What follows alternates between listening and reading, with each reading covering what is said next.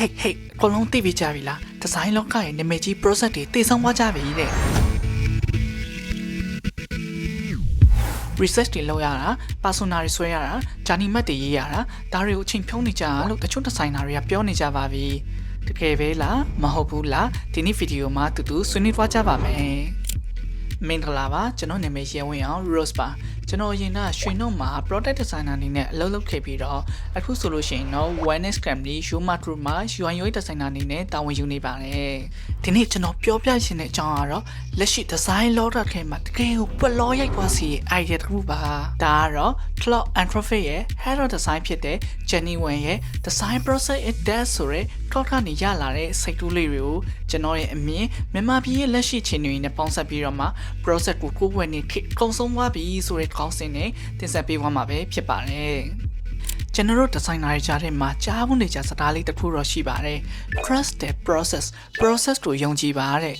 assessment လုပ်သွားလို့ရှိရင်အကောင်းဆုံးရလဒ်တွေထွက်လာကြမယ်ပေါ့ waterfall process လိုမျိုး research တွေလုပ်ကြမယ်ပြီးရင် persona တွေဆွဲကြမယ်ပြီးလို့ရှိရင် user journey mapping တွေအကြာကြီးဆွဲကြမယ် documentation တွေလုပ်ကြမယ်ဒါပေမဲ့တကယ်တော့ဒါတွေက process theater လို့ခေါ်တဲ့ process ပြဆက်တွေဖြစ်နေတတ်ပါတယ်ကျွန်တော်တို့အလုပ်လုပ်နေရလို့ပြဖို့အတွက်အချိန်ဖြုံးနေရထေဟောင်းရဲ့ညီကုန်းပါပဲကျွန်တော်ပြောရမအောင်တော့ MI ပြောတာဘာလို့သူကအဲ့လိုမျိုးပြောရလဲဆိုတော့တကယ်တမ်း user တွေကကျွန်တော်တို့ဘယ်လောက်ထိ research လုပ်တယ်လဲဘယ်လောက် persona တွေ user journey mapping တွေကြာကြီးဆွဲတယ်လဲဆိုတာလုံးဝမသိတယ်လို့စိတ်လည်းမဝင်စားပါဘူး user တွေမြင်ရတော့ form နဲ့ပြင်ပေါ်က pixel တွေပါပဲသူတို့ခံစားရတာတော့နောက်ဆုံးထွက်လာတဲ့ရလဒ်တွေပါပဲကျွန်တော်တို့ရဲ့ process ကို user တွေ view မဆိုင်ဘူးဆိုတော့ကျွန်တော်တို့ designer ချင်းဝန်ခံမှုတော့လိုအပ်ပါတယ်အခုလို AI ထည့်ကြီးထဲမှာ AI တော့ prompt လေးတစ်ခုရေးပေးလိုက်ရုံနဲ့မိနစ်ပိုင်းအတွင်းမှာတင် prototype တွေတုပ်တွေအများကြီးထုတ်ပေးနိုင်ပါပြီ designer ရဲ့တန်မိုးဆိုတာအရင်လိုဘာမှမရှိရဲ့ blank စာမျက်နှာကနေ design တစ်ခုထွက်လာအောင်တော့အုံနောက်ကိုအသိညစ်ပြီးတော့မှစဉ်းစားရတဲ့ doing အဆင့်မှာမဟုတ်တော့ပါဘူး AI ထုတ်ပေးရဲ့ design တွေထဲမှာဘယ်ဟာပိုကောင်းလဲဘယ်ဟာ user အတွက်ပို့ပြီးတော့မှအသုံးဝင်လဲဆိုတာကိုဆုံးဖြတ်နိုင်တဲ့ designing အဆင့် decision maker အဆင့်ကိုရောက်လာပါပြီးတော့မှကျွန်တော်တို့ pixel perfect ဖြစ်အောင်ပြန်ပြီးတော့ဆွဲရတာမျိုးပေါ့ပြောမယ်ဆိုလို့ရှိရင်ကျွန်တော်တို့ editor ဒါမှမဟုတ်ရှင် director တယောက်ရဲ့အလုပ်တော့လုပ်ရတော့မှာပါကဲဒီတော့ကျွန်တော်မြန်မာ UI UX designer တွေအနေနဲ့ရော AI ထက်မှာအနာဂတ်နဲ့လာရောညီထွေမှုရှိအောင်နော်ဘယ်လိုပြင်ဆင်ကြမလဲမြန်မာပြည်မှာအချိန်ကအရန်ကိုတန်ဖိုးရှိပါတယ်အင်တာနက်မမှန်တာမင်းပြတ်တာတိုင်းလိုင်းကျက်တာဘတ်ဂျက်နေတာအရာရာတိုင်းကကျွန်တော်တို့ကိုစိန်ခေါ်နေရပါ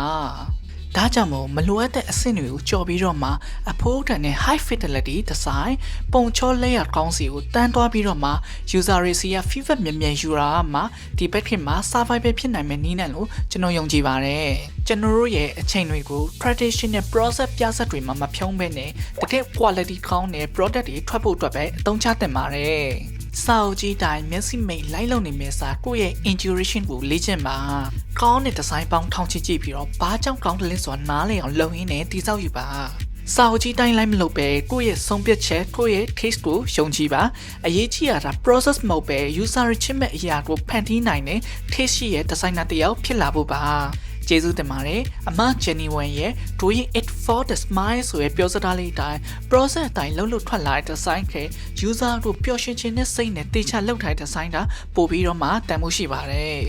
အဲ့ဒါမို့ traditional process အလုပ်တွေကို short ချပြီးတော့မှ user တွေကိုတကယ်အပြုံးပန်းပေးနိုင်မယ် user တွေရဲ့လိုအပ်ချက်ကိုဖြည့်ဆည်းပေးနိုင်မယ် quality ရှိရဲ့ design တွေဖန်တီးနိုင်ကြမယ်လို့မျှော်လင့်ပါတယ်ကျွန်တော်အတွင်းမြင်ရတော့ user research တော့လိုနေသေးပါတယ်ဒါပေမဲ့ wireframe တို့ IA တို့ user flow တို့တော့လူကိုယ်တိုင်ဆွဲစရာမလိုပဲနဲ့ AI နဲ့ခိုင်းလို့ရနေဖြစ်တဲ့အတွက် app process ကိုတော့ short ချပစ်လိုက်တင်ပြီးတော့ကျွန်တော်မြင်မိပါတယ် subscribe လုပ်ပြီးတော့ notification ခေါင်းလောက်လေးနှိပ်ခါထည့်ပေးပါနောက်နေ့မှာပြန်တွေ့ကြပါမယ်